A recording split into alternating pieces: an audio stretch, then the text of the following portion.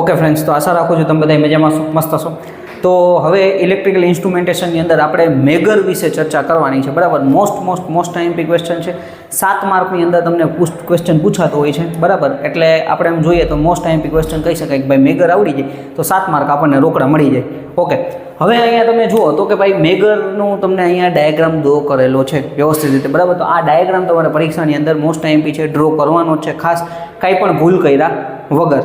મેગરનું main કામ શું છે તો કે ભાઈ મેગર છે એ મેઇન વસ્તુ છે કે ભાઈ insulation resistance, high resistance measure કરવા માટે આપણે મેગરનો ઉપયોગ કરીએ છીએ. આગળ આપણે જ્યારે બ્રિજ ભણ્યા હતા ત્યારે મેં તમને કીધું હતું કે ભાઈ વિસ્ટન બ્રિજ છે એ આપણે મીડિયમ રેઝિસ્ટન્સ માટે યુઝ કરીએ છીએ, લો રેઝિસ્ટન્સ માટે આપણે કેલ્વિન ડબલ આર્મ બ્રિજનો ઉપયોગ કરીએ છીએ, અને હાઈ રેઝિસ્ટન્સ જ્યારે આપણે મેઝર કરવું હોય ત્યારે આપણે મેગરનો ઉપયોગ કરીએ છીએ. જ્યારે વધારે કોઈ પણ આપણે વાઇન્ડિંગનો ઇન્સ્યુલેશન રેઝિસ્ટન્સ છે, બરાબર, સર્કિટની કન્ટિન્યુટી છે, આવું ચેક કરવા માટે આપણે મેગરનો ઉપયોગ કરતા હોઈએ છીએ. બરાબર, હવે ડાયાગ્રામ તમે વ્યવસ્થિત રીતે ડ્રો કરી. બરાબર, હવે અહીંથી હું બેઝિક વસ્તુ તમને સમજાવતો જાઉં. મેગરની અંદર એકચ્યુઅલમાં શું હોય છે તો કે 500 વોલ્ટનું ડીસી જનરેટર હોય છે.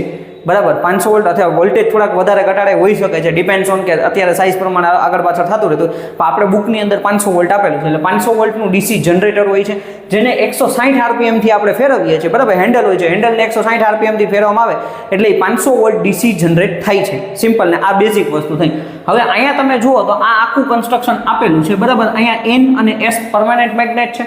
બરાબર, એની વચ્ચે અહીંયા સોફ્ટ આયરન સિલિન્ડરનો પીસ રાખેલું છે, એની અંદર કોઇલ રાખેલી છે.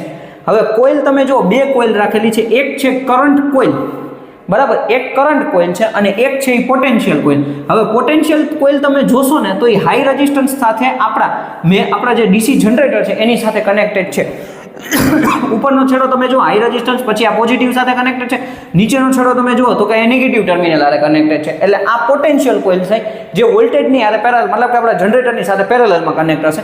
સેમ વસ્તુ અહીંયા તમે કરંટ કોઇલ જુઓ છો તો કરંટ કોઇલનો જો અહીંયા નેગેટિવ છેડો નીકળે પછી આવી રીતના ડાયરેક્ટ એને ઈ સાથે કનેક્ટ થઈ જશે. એટલે આપણા મેગરનો ઈ ટર્મિનલ થશે, ત્યાં પણ રેઝિસ્ટન્સ કનેક્ટ કરેલો છે. બરાબર, એટલે કરંટ કોઇલ અને પોટેન્શિયલ કોઇલ 2 કોઇલ છે એ આપણે સિલિન્ડર પીસ ઉપર રાખેલી છે અને પોઇન્ટર એની સાથે કનેક્ટેડ છે. અને જે પ્રમાણે આપણે અહીંયા ઈ અને એલ ની વચ્ચે જો અહીંયા તમને બતાડેલું છે ભાઈ રેઝિસ્ટન્સ અંડર ટેસ્ટ, એટલે કે જે રેઝિસ્ટન્સ આપણે માપવાનું છે, જે કોઈ પણ મટીરિયલ છે એનું રેઝિસ્ટન્સ માપવાનું છે, તો ઈ આપણે એની આરે કનેક્ટ કરી દેવાનું છે. અને ઈ અને એલ ટર્મિનલ આરે કનેક્ટ કરી દેશું એટલે આપણે જ્યારે 160 આરપીએમથી મેગરને ફેરવશું ત્યારે આપણને શું છે રીડિંગ બતાડશે. રીડિંગ તમે જો અહીંયા પોઇન્ટર છે તો આવી રીતના આપણને બતાડશે, અહીંયા 0 હશે અને અહીંયા ઇન્ફાઇનાઇટ હશે. બરાબર, તો આ બેઝિક રચના તમારે ખાસ આવડતી હોવી જરૂરી છે. આ તમારું કન્ફર્મ થઈ ગયું એકદમ વ્યવસ્થિત રીતે, એટલે તમારે કન્સ્ટ્રક્શન આના પ્રમાણે વ્યવસ્થિત રીતે લખી લેવાનું છે. હવે વર્કિંગની અંદર તમારે શું લખવાનું છે તો કે આપણી પાસે 3 કન્ડિશન છે. બરાબર, પહેલા નંબરની કન્ડિશન શું કહી છે તો કે ઈ અને એલ ટર્મિનલ છે ને એ કેવી રીતના છે તો કે ઈ અને એલ ટર્મિનલ છે ને ઓપન રાખવામાં આવે છે. બરાબર, સિમ્પલ આપણે આવી રીતના લખીએ કે ભાઈ ટર્મિનલ જે છે, ટર્મિનલ એને આપણે ઓપન રાખવામાં આવે છે. તો સિમ્પલ ને સાદી વસ્તુ છે, જ્યારે આપણે આ ઈ અને એલ ટર્મિનલને જ્યારે તમે ઓપન રાખો છો તો ત્યારે આપણું રીડિંગ શું બતાડશે તો કે રેઝિસ્ટન્સ છે એ આપણું ઇન્ફાઇનાઇટ બતાડશે. ખાસ મગજની અંદર બેસાડવાનું છે આપણો જે અહીંનો રેઝિસ્ટન્સ છે, કારણ કે ઓપન ટર્મિનલ થયા એટલે રેઝિસ્ટન્સ ઇન્ફાઇનાઇટ થઈ જશે. બરાબર, તો આ મોસ્ટ આઈએમપી વસ્તુ છે, ઇન્ફાઇનાઇટ રીડિંગ આપણને બતાડશે એટલે આપણું પોઇન્ટર છે એ ઉપરની તરફ બતાડશે.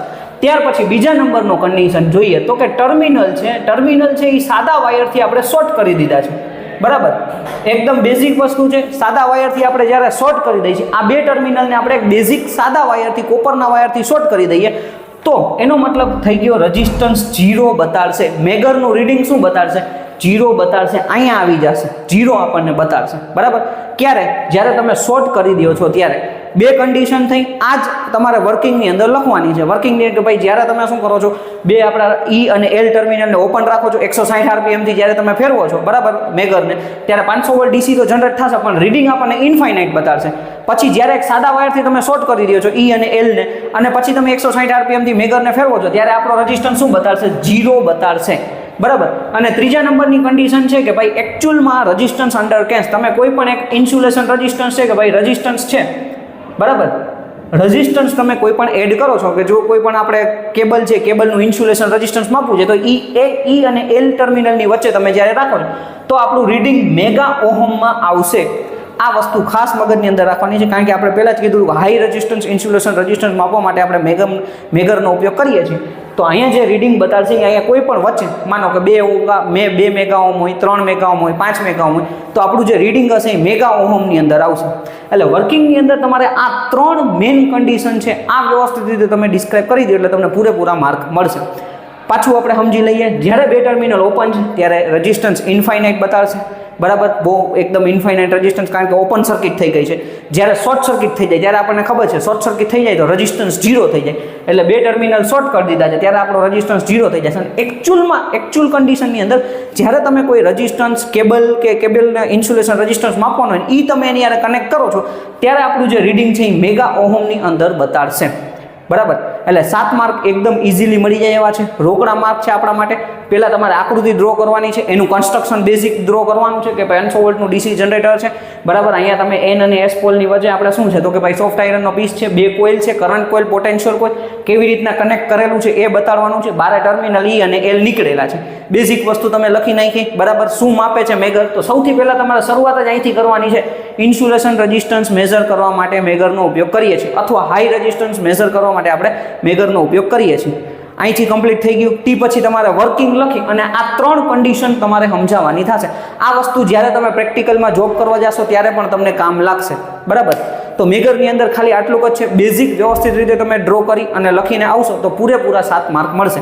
ક્યારેક 4 માર્કમાં પણ પૂછાતું હોય છે, પ્રોબેબિલિટી એવું હોય કે 7 માર્કમાં પૂછાય છે, બરાબર.